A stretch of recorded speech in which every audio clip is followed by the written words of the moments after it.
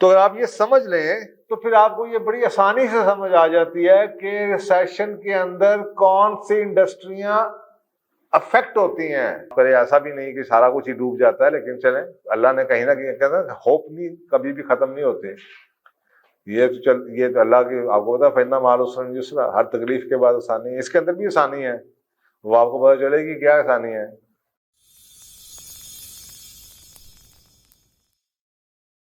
کچھ چیزیں ایسی ہیں، کچھ انڈسٹریز ایسی ہیں جس میں تھوڑی سی ایکسیپشنز آپ کو نظر آتی ہیں. مثلا ریٹیلرز کہتے ہیں، ریٹیلرز کے بارے میں یہ کہتے ہیں، آپ کو پتا ہے کہ دنیا میں ہر بندہ بڑے نام کے ساتھ اٹیچ رہنا چاہتا ہے. ایک زمانہ تھا چھوٹی چھوٹی دکانیں گلی محلے کی ہوا کرتی تھیں، آپ سودا وہیں سے لیا کرتے تھے. اب گھروں میں رواج کے آپ بڑے جو چینز ہیں ان پہ جا کے گروسریز کرتے ہیں، سپر سٹور کے پاس جا کے گروسریز کرتے ہیں. تو یہ جو محلے کی دکانیں ہیں، چھوٹی چھوٹی دکانیں ریٹیلرز ہیں، ان کا کیا بنتا ہے؟ یہ ایکسیپشن یہ ہے کہ اگر تو یہ لوکلائز کر لیں، مثلا میں اسی ریٹ کے اوپر کیا کہتے ہیں کسی ملٹی نیشنل کی پروڈکٹ کو لینے کے لیے میں کسی گلی محلے کی نکر کی دکان پہ نہیں جاؤں گا. اگر میں نے ملٹی نیشنل کی چیز ہی لینی ہے تو میں کسی بڑی دکان سے لوں گا. اور جیسے یہ بڑی بڑی اسلم مارکیٹ جیسی سپر سٹورز آ گئے ہیں، جو جس مارجن میں وہ بیچ دیتے ہیں نا، کارفور ہے، وہ ایک ریٹیلر نہیں اس پہ چلا سکتا. وہ سستا، وہ بلک میں کر رہے ہیں نا، ان کو ریٹ بھی سستا مل رہا ہے، خرید بھی سستا رہے. اگر انہوں نے سروائیو کرنا تو یہ کیسے کریں گے؟ ان کو لوکلائز ہونا پڑے گا.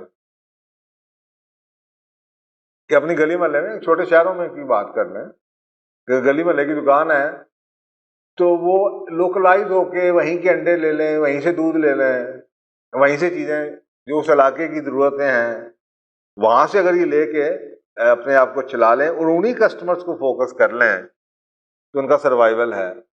سروسز سیکٹر جون سا ہے، اگر تو آپ سروسز سیکٹر میں آلریڈی ایسی جگہ پہ ہیں جہاں پہ آپ کے جو خرچے ہیں کم ہیں.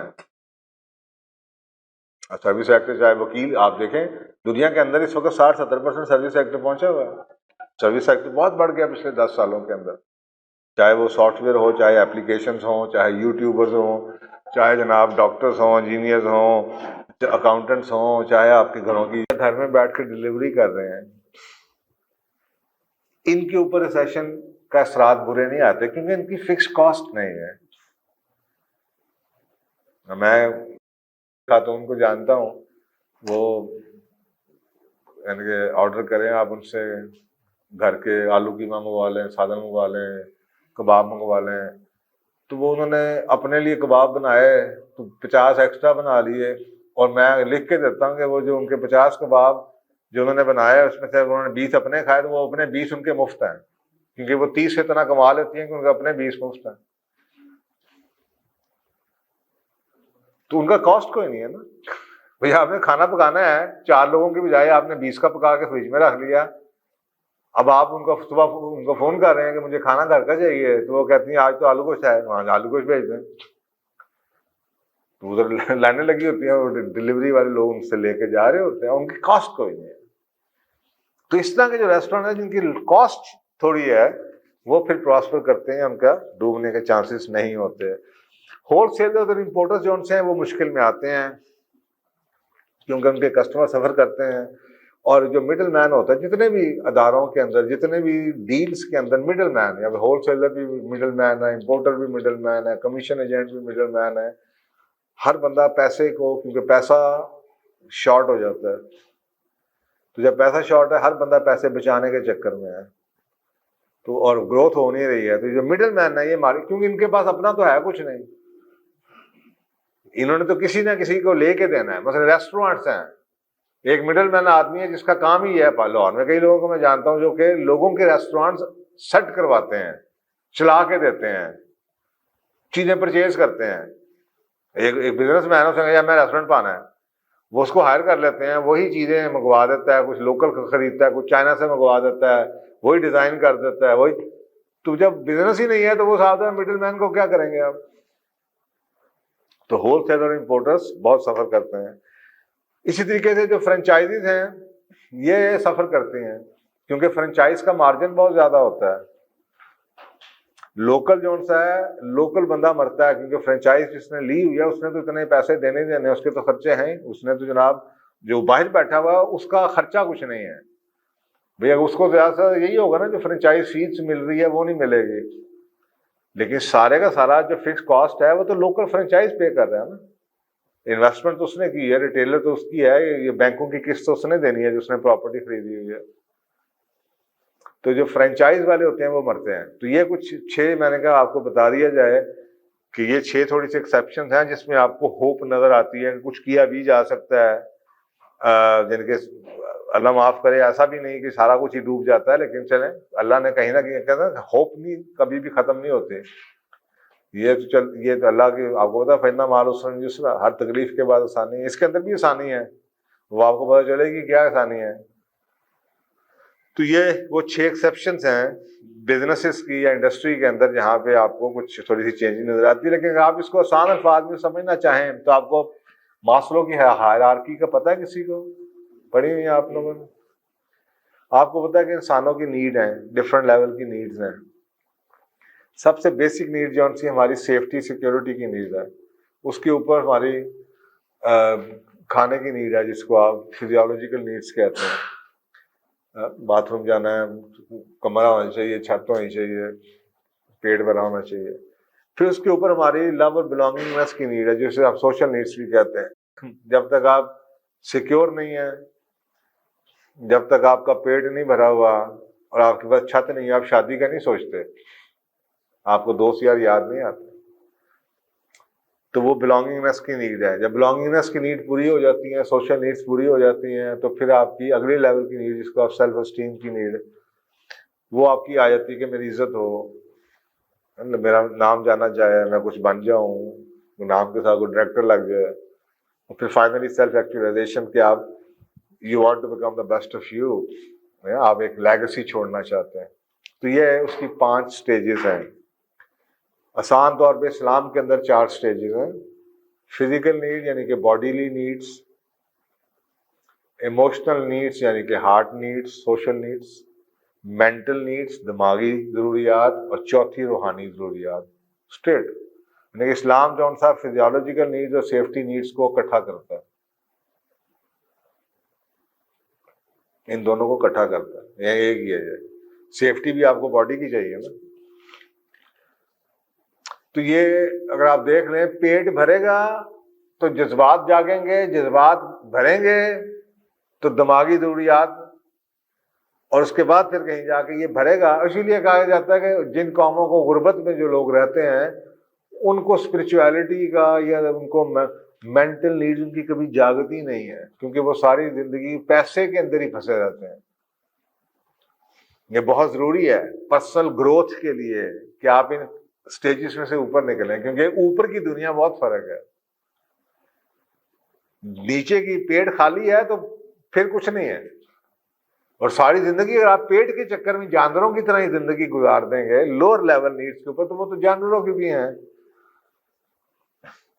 तो इसीलिए जो एडवांस नेशंस हैं वहां पे आपको नजर आता है कि बिल गेट्स ने जनाब 5 बिलियन डॉलर उसको डोनेट कर दिया, तो 10 बिलियन उसको डोनेट कर दिया। आप करेंगे कभी? तो इसलिए कहते ऊपर की दुनिया बहुत फर्क है, बहुत फर्क है ऊपर की दुनिया, लेकिन उस पर चढ़ना जरूरी है। पहले उस लेवल पे कामयाबी आपको मिल जाए कि जिसके पीछे आप भागते थे वही चीज आपकी हेच हो जाए, वही आपके लिए बेकार हो जाए। ये अल्लाह की निज़ाम ऐसा ही है कि जब तक एक अल्लाह ये जो इनकी इंटरप्रिटेशन है गोरों की, वो यही है कि एक लेवल के बाद दूसरा आता है, दूसरे के बाद तीसरा आता है। इस्लाम कहता है ऐसा ही होता है, प्रोएक्टिव लोगों के लिए ऐसा नहीं होना चाहिए, रिएक्टिव के लिए ऐसा ही होगा। मसलन एक आदमी जो दिहाड़ी पे सुबह निकलता है, उससे आपको नमाज पढ़ लो, छड्डो जी नमाज भुखे, मैं रोटी कमावा नमाज पढ़ा, जबकि अल्लाह कह कुछ और रहा है, होगा यही। अल्लाह कह रहा है कि अगर तुम किसी लेवल के ऊपर भी हो, अगर तुम चारों नीड्स को इकट्ठा लेके चलोगे तो इनमें से जल्दी ऊपर चले जाओगे। मसलन जिसके एग्जाम्पल्स ये हैं कि रिस्क की कमी है, शादी कर लो, گوروں کا ماڈل یہ نہیں کہتا، کیونکہ منہ ایڈ ہوں گے رزق فراخ ہو جائے گا. آپ کو پتا ہے بڑے ہمارے یہی کیا کرتے تھے. ویسٹ آپ کو کہتا ہے کہ لوگوں کو نکال دو، تنگی آتی تھی تو جناب پرندوں کو دانا ڈالنا شروع کر دیتے تھے، گھر میں کسی ملازم کو لے آتے تھے، رزق آ جاتا. تو اللہ سبحانہ تعالیٰ یہ کہہ رہا ہے کہ اگر تم بے بسی میں ہو، بے کسی میں ہو، تو تم نماز پڑھو گے، سیکھو گے، جذبات کو اپنے ٹھیک رکھو گے، شادی کرو گے، کچھ شیئر کرنے والا ہوگا، تو تم اس قسم کرسی کی حالت سے جلدی باہر نکل جاؤ گے. لیکن یہ تو وہ لوگ کر سکتے ہیں نا جو کہ جس کو اللہ کہتا ہے کہ کیا جاننے والے اور بغیر جاننے والے برابر ہو سکتے ہیں. تو جاہل کو تو نہیں یہ بات سمجھ آنی. ہونا ایسے چاہیے. اللہ کہتا ہے ایسے کرو، برابر لے کے چلو. لیکن اگر نہیں کرو گے تو پھر تمہاری سزا یہ ہے کہ جب تک یہ بھرے گا نہیں، اگلا ہوگا نہیں، اگلا نہیں ہوگا تو اس سے اگلا نہیں ہوگا، اور بائی دا ٹائم تمہیں لگے گا کہ ان میں کچھ سیکھنا، تو سیکھنے کے جوگے نہیں رہو گے. تو جانوروں میں بتاتا ہوں نا، میں تو ابھی کل رات کو میری ویڈیو جو آئی ہے دیکھیں نا، یہ تو پورا ایک پلان تھا کہ ان کو یہ آپ کے یہ مزاروں کے ساتھ کیا کیا تھا، بھٹا کی لیبر کو کیا کرتے ہیں. یہ دنیا میں سلیوری کا کانسیپٹ کیا تھا، بنی اسرائیل کے ساتھ کیا ہوتا تھا، فرعون کیا کرتا تھا. یہ تو کام آپ کا خیال ختم ہو گیا. آج وہ فرعونیت جو ان کی ملٹی نیشنل کمپنی ہے، ان کو ادھر ہی گھمائی جاؤ، آگے آگے بھاگی جاؤ، ڈگڈگی لے کے اتنے پرسنٹ ریز، اتنے پرسنٹ ریز، اتنے پرسنٹ ریز، وہ پیچھے بھاگتے آئیں گے سارے. ان کو اتنا ٹائم ہی نہ دو سوچنے کے لیے کہ زندگی میں کچھ اور بھی ہے. ان کو صرف وہی پڑھاؤ جو کہ ان کے بزنس کے لیے فائدہ مند ہو، ان کے لیے فائدہ مند نہ ہو، ان کی سوچوں کو نہ بڑھائے. تو اگر آپ یہ سمجھ لیں تو پھر آپ کو یہ بڑی آسانی سے سمجھ آ جاتی ہے کہ ریسیشن کے اندر کون سی انڈسٹریاں افیکٹ ہوتی ہیں. اگر آپ کو یہ ہائرارکی سمجھ آ گئی ہے تو پھر آپ کے لیے بڑا آسان ہے کہ کون سی انڈسٹریاں افیکٹ ہوں گی. جتنی نیچے والی انڈسٹری ہیں وہ کم افیکٹ ہوتی ہیں، جتنی اوپر والی انڈسٹری ہے وہ افیکٹ ہوتی ہے. اب نیچے والی کون سی ہیں؟ مثلا کمفرٹ آئٹمز ہیں، ہیلتھ کیئر ہے، دوائیاں تو آپ نے لینی ہے، کھانا بھی کھانا ہے آپ نے، پانی بھی پینا ہے آپ نے، بچوں کی ڈائپر بھی آپ لیں گے، سستے والے لیں گے تو صحیح، دودھ بھی چاہیے. یہ افیکٹ نہیں ہوں گے، یہ کم ہوں گے. نمبر 2، سیفٹی نیڈس کیا ہیں؟ فائنینشیل سروسز، کوئی انشورنس کا پلان، کوئی آپ نے کوئی انشورنس پریمیم لیا ہوا ہے، کوئی جناب پیسے کہیں انویسٹ کیے ہوئے ہیں، کوئی گھروں کی ریپیئر کروا رہے ہیں، کوئی گاڑیوں کا کر رہے ہیں، کوئی ایجوکیشن ہے، یوٹیلیٹیز ہیں، وہ اس سے اوپر. تیسرے نمبر کے اوپر شادیاں، سوشل نیڈس جو آپ کی ہیں، شادیاں، دوستی یاریاں، کھانے کھانا، رات کو بیٹھ کے دوستوں کے ساتھ گپے مارنا، ویکینڈ کے اوپر جا کے سارے کرنا، فلمیں دیکھنا. یہ کیا ہے؟ یہ افیکٹ ہوں گے. جب ریسیشن آئے گا تو یہ وہ اس ایریا کی اوور آل اسپینڈنگ کم ہو جائے گی. شادیاں لوگ اتنی دھوم دھام سے نہیں منا پائیں گے، ہوٹلوں میں روز رش کم ہو جائے گا، پارٹیاں کم ہو جائیں گی. ٹھیک ہے. اسی طریقے سے اگر آگے چلے جائیں، ٹریول، ٹوریزم، بیوٹی، خوبصورت بننا، خوبصورت پرفیومز، یہ وہ فرنیچر، لیجر ٹریول، یہ چیزیں اور زیادہ افیکٹ ہوں گی. اور سب سے زیادہ جو چیزیں افیکٹ ہوتی ہیں وہ کانفرنسز، کنسٹرکشن، لرننگز، سیکھنے سکھانے کے موقع، trainings, personal service, personalise services, وہ سب سے زیادہ افیکٹ ہوتے ہیں. تو یہ میں نے کہا اس کو بھی آپ کو اس طریقے سے بتا دوں کہ اگر آپ کو یہ سمجھ آتی ہے تو پھر آپ کو یہ کہ جی آسان ہو جائے گا کہ آپ کی انڈسٹری ادھر کس لیول پہ ہے. اگر تو وہ نچلے لیول پہ ہے تو وہ کم افیکٹ ہوگی، اگر اوپر والے لیول پہ ہے تو وہ زیادہ افیکٹ ہوگی. اب آپ بھولیں گے نہیں.